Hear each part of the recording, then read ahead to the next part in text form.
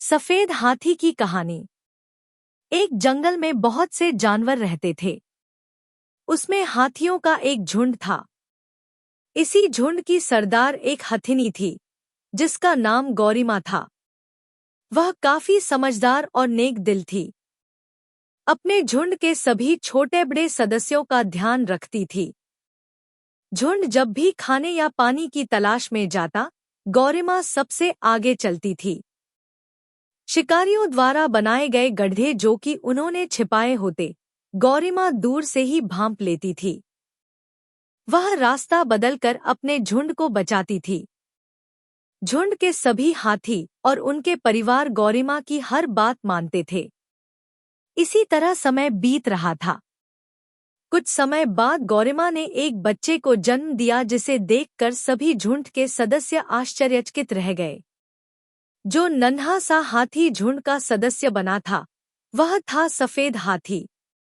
जहां सारे हाथी काले रंग के थे, वहीं यह सफेद हाथी पूरे जंगल में कौतूहल का विषय बन गया था। जो भी सफेद हाथी के बारे में सुनता, वह उसे देखने आ जाता। लेकिन गौरीमा इस सब से खुश नहीं थी। गौरीमा की सहेली मेघा हथिनी ने जब गौरीमा से इसका कारण पूछा तो गौरीमा ने कहा, बहन, तुम नहीं जानती, अनगिनत हाथियों में बड़े नसीब से एक सफेद हाथी पैदा होता है। जितना इस बच्चे के बारे में सबको पता लगेगा, उतना ही इसकी जान को खतरा बढ़ जाएगा। मेघा यह बात सुनकर बोली, हाँ, यह बात तो हमने सोची नहीं कि हमारे नए सदस्य की जान को सबसे ज्यादा खतरा है। शिकारियों को अगर इसके बारे में पता लग गया तो वे इसे किसी भी कीमत पर उठा कर ले जाएंगे। गौरीमा ने कहा, हाँ, मैं इसी बात से चिंतित हूँ। मेघा ने कहा, बहन, चिंता मत करो, तुमने हमारे पूरे झुंड की सालों से रक्षा की है। कई बार अपनी जान पर खेलकर भी तुमने में मुसीबत में पड़ने से बचाया है। अब झुंड की जिम्मेदारी है तुम्हारे बच्चे की रक्षा करने की। मेघा ने पूरे झुंड को एकत्रित किया और कहा, आज से हमारा पूरा झुंड गौरीमा के बच्चे की रक्षा करेगा। उसको शिकारियों से बचाने के लिए हमें अपने प्राण भी देने पड़े तो भी हम पीछे नहीं हटेंगे। सभी ने सूंड उठाकर उसकी बात का समर्थन किया।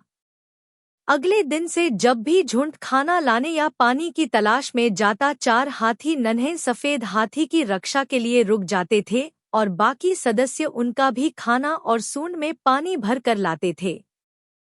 धीरे धीरे ये बात शिकारियों को पता लग गई कि जंगल में एक सफेद हाथी ने जन्म लिया है। शिकारियों में सबसे प्रमुख था रारबट, जिसके पास आधुनिक हथियार थे। रारबट ने अपने साथियों को इकट्ठा किया और कहा, साथियों, मैंने विदेश में बात कर ली है।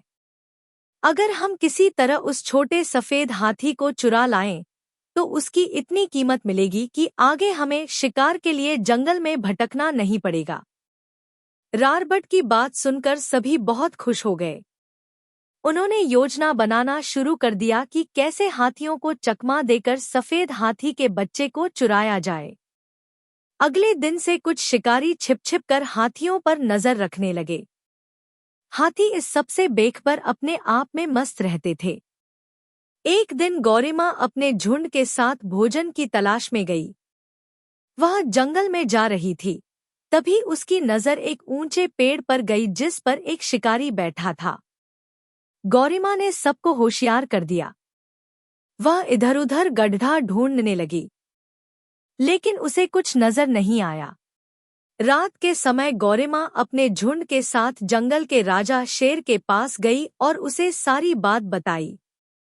शेर ने सारी बात सुनने के बाद कहा, बहन, हम सब जंगल में मिलजुल कर रहते हैं।